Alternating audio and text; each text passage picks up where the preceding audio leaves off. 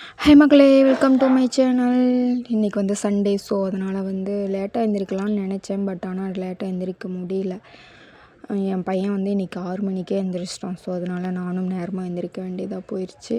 அப்புறம் காலையில் வந்து எல்லாத்துக்கும் டீ வச்சு கொடுத்துட்டு அதுக்கப்புறம் வந்து தோசை சுட்டு பெருசாக எதுவும் இல்லை, சட்னி சிம்பிளாக முடிச்சிடலாம் அப்படின்ட்டு. ஏன்னா எங்கள் அம்மாவும் அப்பாவும் வந்து வெளியே கிளம்புறாங்க ஊருக்கு. எதுக்காக அப்படின்னா எங்கள் ரிலேஷனில் ஒருத்தவங்களுக்கு வந்து உடம்பு சரியில்லாமல் இருக்காங்களா, அவங்கள போய் பார்த்துட்டு வந்துடலாம் அப்படின்ட்டு. எங்கள் அப்பாவோட சைடில் தான் ரிலேஷன். நான் தோசை சுட்டுட்டே இருந்தேன். என் சுகந்தன் வந்து வாங்க தையிலே மயில் வந்திருக்கு, வீடியோ எடுக்கலாம் அப்படின்னு சொல்லி கூப்பிட்டுட்டு இருந்தேன். அப்புறம் வெளியே வந்து வீடியோ எடுத்துகிட்டு அப்புறம் போயாச்சு. அப்புறம் எங்கள் அம்மாவும் அப்பாவும் சாப்பிட்டு அப்படியே கிளம்பிட்டாங்க. எப்பயும் போல் கிருத்திக் வந்து ராவடி பண்ணிட்டுருவான். எப்போ யார் எங்கே கிளம்புனாலும் போய் ராவடி பண்ணிட்டு தான் இருப்பான் ஆட்டோவில் போகிறதுக்கு.